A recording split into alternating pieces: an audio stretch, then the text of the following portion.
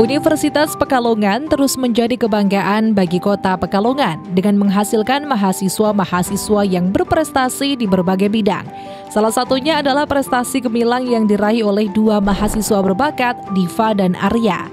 Keduanya berhasil meraih juara dalam lomba esai Quranik tingkat internasional, sebuah ajang bergengsi yang menguji pemahaman, kreativitas, dan kemampuan mahasiswa dalam menggali pesan-pesan Al-Quran untuk diterapkan dalam kehidupan sehari-hari. Simak perbincangan selengkapnya hanya di Inspirasi Prestasi Inspires You.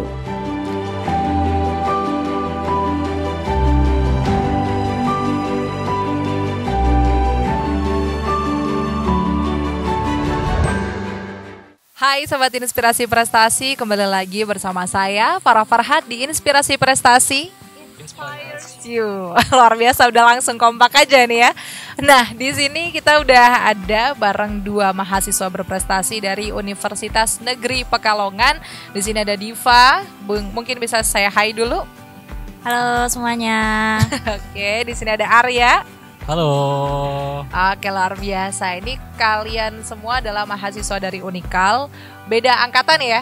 Iya, beda angkatan tapi berprestasi bareng. Nah, di sini nanti kita akan mengulik bersama prestasi dua teman kita yang ini, yang mana prestasinya adalah luar biasa banget nih. Kalau biasanya kan kita dengar kata esai itu ya udah ya tentang mungkin ekonomi, tentang mungkin hukum, sosial dan lain sebagainya. Tapi tema-tema tersebut ternyata bisa dikoneksikan dengan Al-Quran. Makanya di sini mereka mengikuti lomba yang namanya International Competition dalam Quranik Essay ya, dan mendapatkan juara 3. Namun ini juara 3 tapi lombanya internasional. Boleh dong applause buat kalian bertiga, luar biasa banget. Oke, langsung aja nih ya, kita ngobrol-ngobrol. Mungkin dimulai dari Arya dulu, yang lebih senior ya. Okay. Nah ini kalau Arya nih lagi fokus ngapain aja nih di Unikal? Jadi untuk saat ini saya sendiri masih di semester 7 ya. Nah, semester 7 ini berarti masih fokus untuk skripsi, terus KKN dan sebagainya. Tentunya ya untuk mempersiapkan kelulusan nanti. Oke, lagi sibuk-sibuknya mahasiswa semester akhir. Betul. Tapi tidak boleh nggak berprestasi ya. Iya, benar banget. Pokoknya ya harus tetap gimana pun caranya kita harus bisa mengembangkan diri untuk jadi lebih baik tentunya. Setuju banget. Nah, kalau Diva nih semester 5 ngapain aja Diva? Nah, kebetulan saya ini baru selesai dari magang Museum Batik dan saya disibukkan dengan kegiatan SMA untuk mencari calon anggota baru, Kak. Iya. Oke, berarti emang organisatoris banget nih. Iya. Kamu juga ya? Iya, aku juga kebetulan sebelumnya pernah ikut beasiswa juga yaitu Genbi, di mana di Genbi tersebut juga ikut organisasi juga gitu, Kak. Oke, luar biasa. Pokoknya nih memang anak-anak aktif di kampus, gak cuma berangkat ke kampus buat mata kuliah aja, tapi juga berkegiatan di organisasi, kemudian di lomba-lomba juga.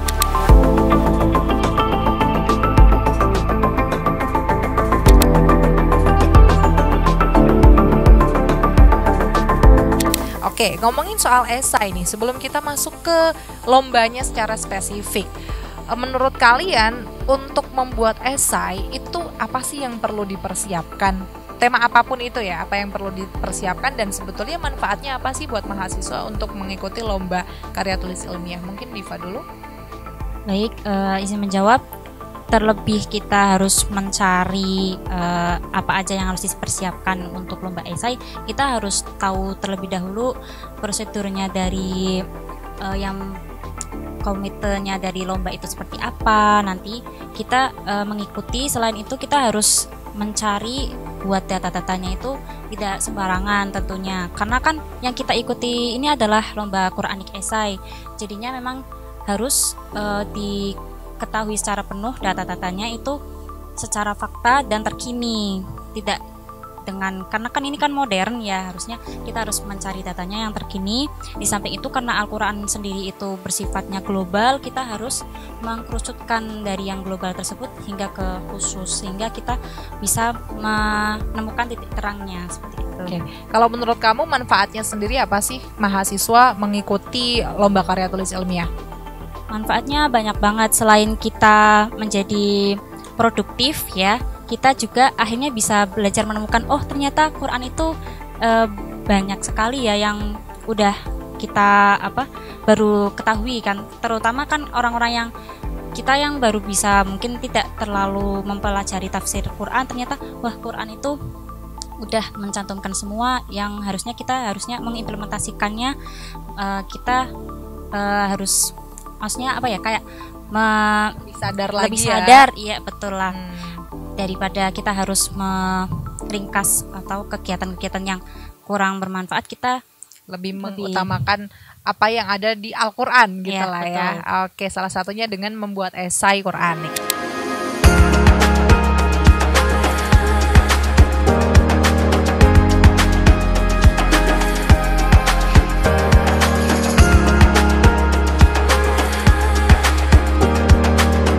Nah, kalau dari Arya sendiri nih? Kalau dari saya sendiri, hal yang paling utama yang harus dipersiapkan, yang pertama adalah mengenai idenya gitu. Nah, karena kita berdua ini berawal dari keresahan kita juga, jujur nih.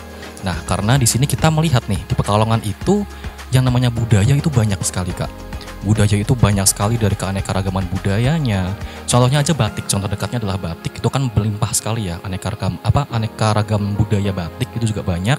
Tidak hanya itu, juga mengenai keagamaan juga itu sangat kental sekali kan Pekalongan. Nah, mulai dari keresahan tersebut, keresahannya apa?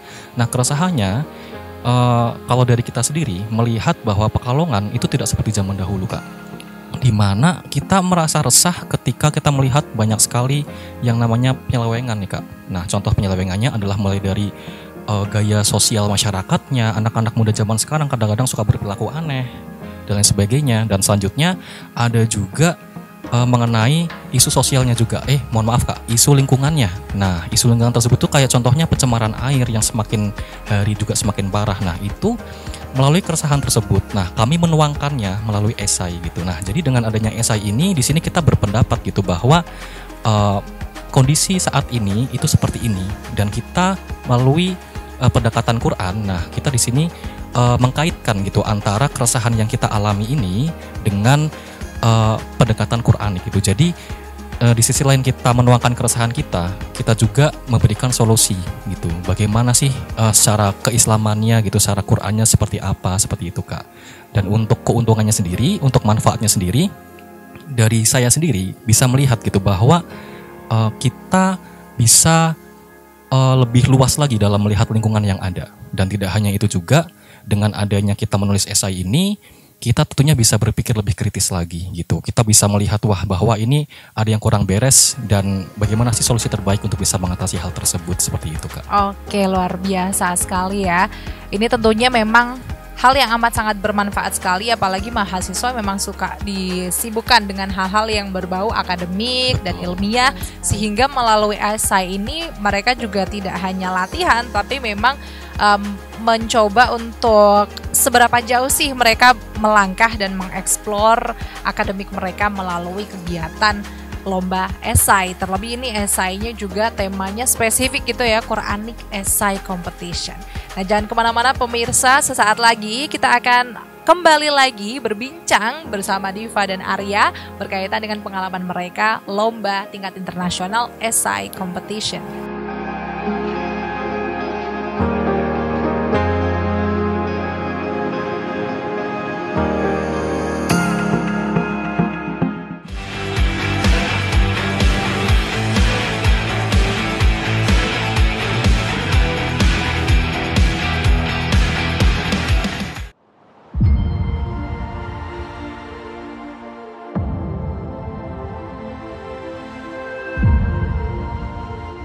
Lomba esai Quranik ini mengajak peserta untuk menggali pemahaman mereka tentang ayat-ayat Al-Quran dan menerapkan ajaran tersebut dalam konteks sosial dan kehidupan sehari-hari. Lomba ini diikuti oleh banyak mahasiswa dari berbagai perguruan tinggi di Indonesia dan diharapkan dapat menghasilkan ide-ide segar yang relevan dengan isu-isu kontemporer yang saat ini sedang berkembang.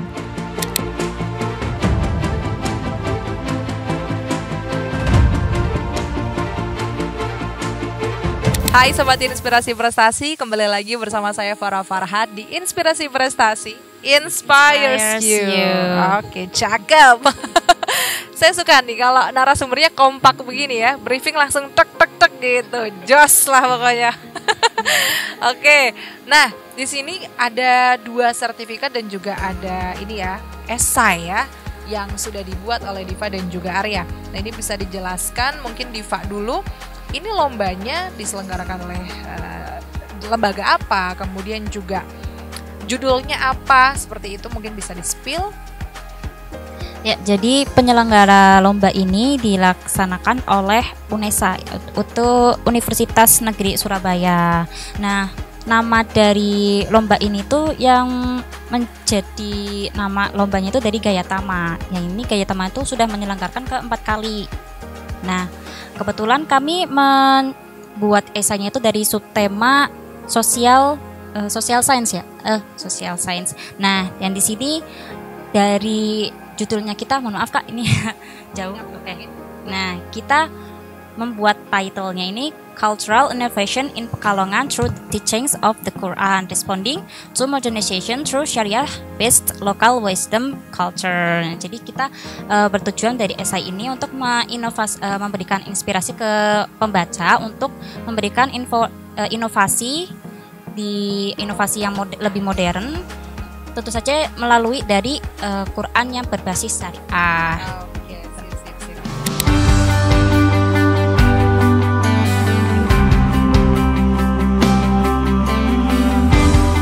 Oke, baik. Jadi ini lombanya internasional ya? Ya, internasional. Mungkin Kak. bisa diceritain di situ sistematika lombanya secara online atau offline kah, Arya?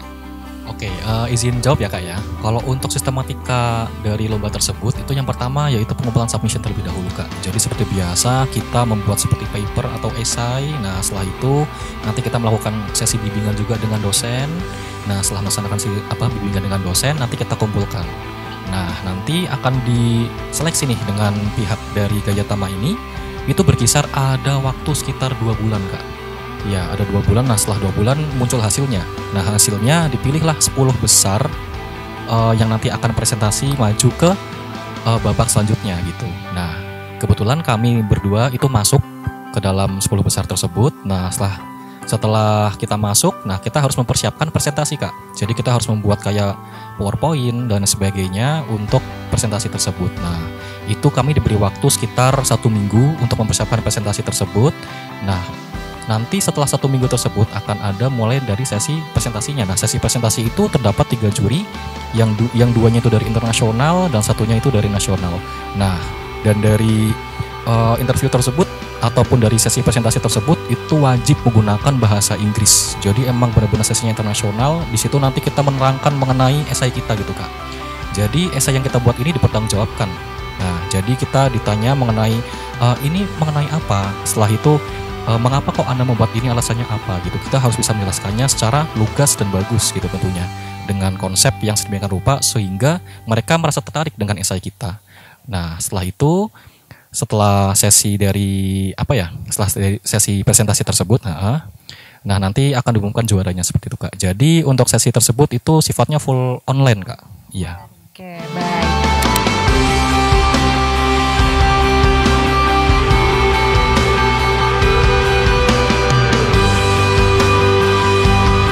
Nah ini kalau misalkan melihat temanya sendiri ya, mungkin ini bisa dijelaskan secara spesifik itu membahas tentang apa. Kalau di sini kan cultural innovation gitu ya. Apa yang dimaksud dengan inovasi kebudayaan itu sendiri mungkin yang kalian bahas di sini secara spesifik mungkin, Diva? Izin menjawab ya. Jadi untuk spesifiknya di sini kita ada 3 subtema nih. Nah, subtemanya di sini ada introduction dan main ideas dan conclusion. Nah, dari introduction di sini kita membahas mengenai Pekalongan adalah kota kreatif dunia.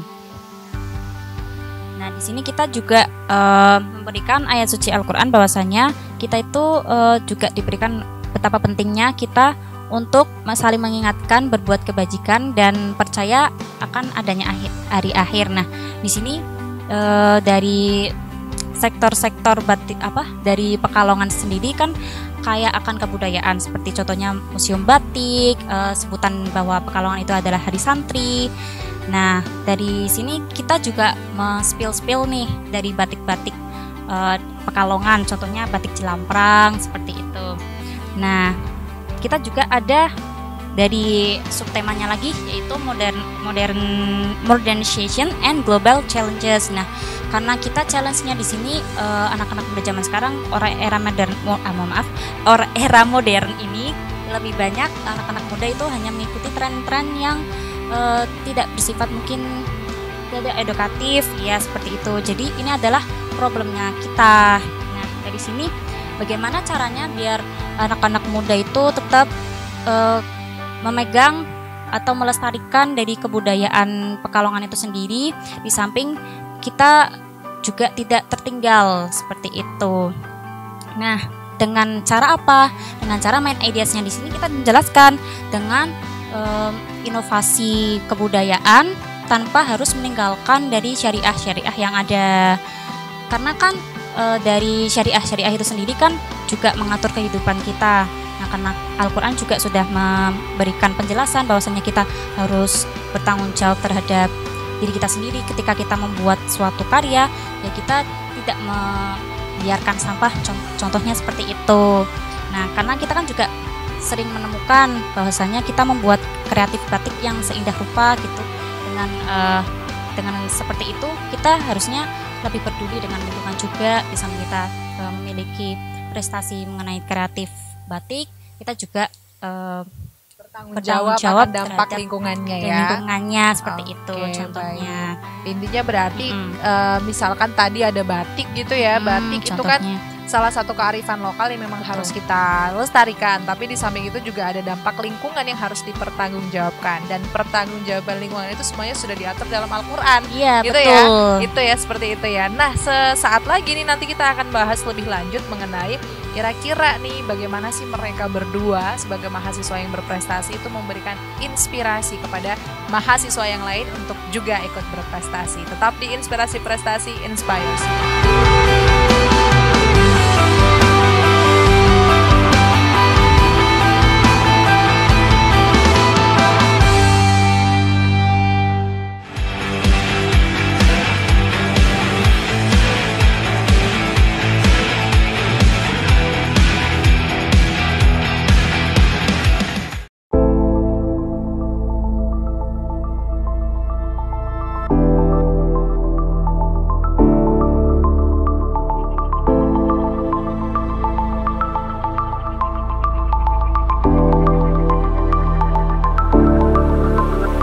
Prestasi Diva dan Arya, mahasiswa Universitas Pekalongan yang meraih juara dalam lomba esai Quranik, menjadi contoh nyata bahwa dengan kerja keras, ketekunan, dan pemahaman yang mendalam terhadap ajaran agama, mahasiswa Indonesia mampu bersaing di tingkat internasional dan menginspirasi banyak orang.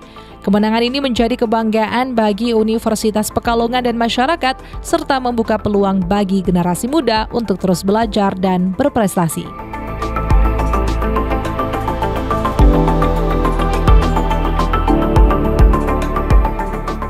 Baik, masih bersama saya Farah Faraha di Inspirasi Prestasi. Di segmen terakhir kali ini kita masih bersama Diva dan juga Arya, masih membahas prestasi yang sama juga, yaitu Quranic Essay Competition. Di sini tadi Diva udah menjelaskan ya seputar pembahasan di esainya itu menyangkut apa, yaitu menyangkut cultural innovation. Intinya adalah tadi sudah dijelaskan Diva bahwasanya budaya itu juga kita jalankan harus terus diinovasi tapi tetap bertanggung jawab berlandaskan Al-Quran.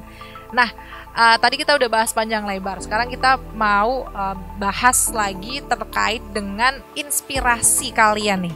Sebagai mahasiswa gitu kan, berprestasi pastinya dilihat oleh mahasiswa lain dan pastinya menginspirasi. Nah, kalau dari Arya sendiri nih, apa sih yang kamu lakukan untuk membagikan value positif kepada teman-teman? Oke, berhubung mungkin saya pendekatannya kepada anak-anak yang kuliah aja ya Kak ya, dikarenakan saya sendiri juga latar belakangnya anak kuliahan. Kalau dari saya sendiri itu adalah mungkin manfaatkan kesempatan dengan baik gitu, karena kesempatan itu nggak datang dua kali Kak ya. Nah, yang perlu diketahui juga bahwa kuliah itu merupakan salah satu benefit gitu. Dalam artian benefit itu merupakan salah satu kesempatan juga gitu. Jadi berhubung kita masih posisinya kuliah, masih kita belajar, manfaat itu dengan baik gitu. Nggak usah takut salah, nggak usah takut ngerasa kayak aduh aku kayak merasa jadi kayak orang yang kayak di luar jalur ataupun apa, itu pokoknya perbanyak aja, coba-coba, itu nggak masalah gitu. Berhubung kita masih diberi kesempatan gitu.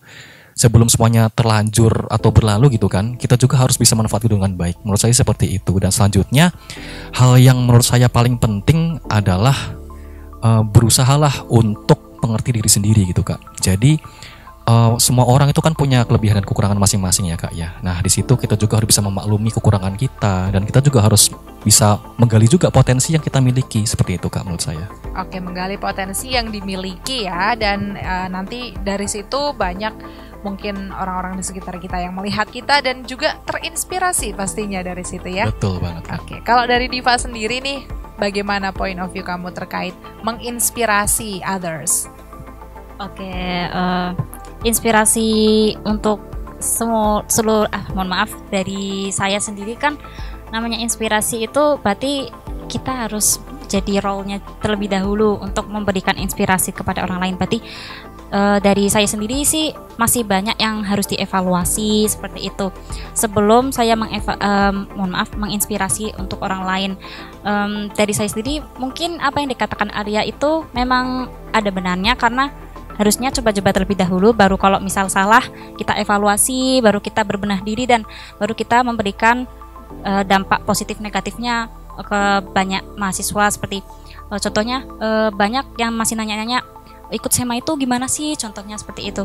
Loh seru kok gitu. Kalau misalkan ada beberapa komunitas yang menurut aku kurang untuk diikuti, ya kalau dari aku sendiri misal aku nggak nyaman, mungkin kalian bisa dicoba gitu, karena aku nggak melarang teman-teman buat ikut organisasi yang di luar organisasiku, seperti itu. Kayak jadi kayak ya tetap saling encourage orang-orang, ya, teman-teman kamu untuk cobain aja apa yang ya, kamu mau gitu ya. Boleh coba apa yang aku ikutin, tapi kamu juga bisa mengeksplor sendiri loh, masih banyak yang bisa ya, tidak harus gitu ya. mengikuti kita, apa kita begini kamu ikut gitu. Ya, Jadi ya, oke, luar biasa.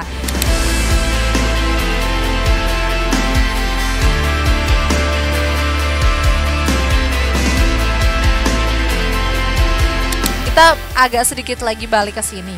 Dari esai yang sudah kalian tulis sebanyak berapa halaman ini?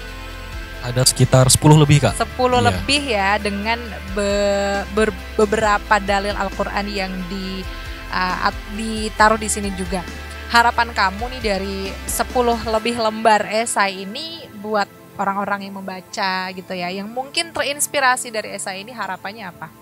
Oke, kalau dari saya sendiri, harapan agar tulisnya esai ini, itu harapannya adalah semoga apa yang kita resahkan selama ini itu mampu diatasi dengan baik. Contohnya mungkin mengenai isu lingkungan gitu Kak, yang selama ini sejauh yang kita tahu bahwa Pekalongan termasuk dalam salah satu lokasi atau daerah di mana dengan tingkat pencemaran air yang tinggi. Nah tentu dengan permasalahan ini kan tentu menimbulkan suatu keresahan juga bagi masyarakat ya Kak ya. Apalagi untuk orang-orang yang mungkin sangat membutuhkan air ataupun dan sebagainya, itu kan sangat berpengaruh sekali terhadap kehidupan gitu. Apalagi air itu kan merupakan sumber kehidupan ya Kak ya. Nah itu kan penting sekali. Nah saya harap dengan adanya esai ini, dengan tertuangnya esai ini, itu tentu mampu membuka mata para warga Pekalongan tentang bagaimana sih, atau mengenai pentingnya menjaga lingkungan, pentingnya menjaga budaya, dan hal ini juga udah diatur dalam Al-Quran gitu. Dan notabene masyarakat Pekalongan kan warga yang jujur notabene merupakan agama Islam ya Kak ya, mayoritasnya. Nah saya harap dengan adanya pendekatan melalui Quran ini juga masyarakat menjadi lebih terbuka lagi gitu terhadap isu lingkungan serta isu sosial yang ada, seperti itu Kak.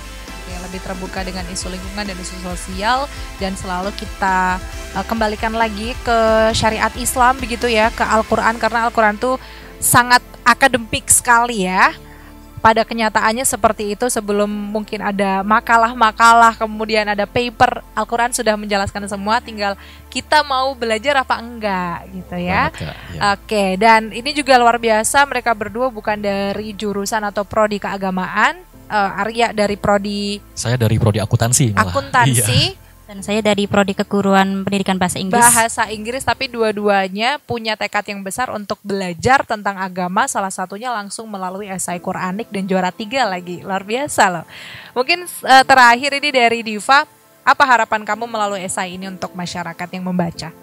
Oke, harapan saya untuk para pembaca, untuk setelah dari membaca ini kita mulai untuk berbenah diri dan mulai sedikit demi sedikit belajar mengenai ilmu Al-Quran dan sembari beriringan untuk mengimplementasikan sedikit demi sedikit.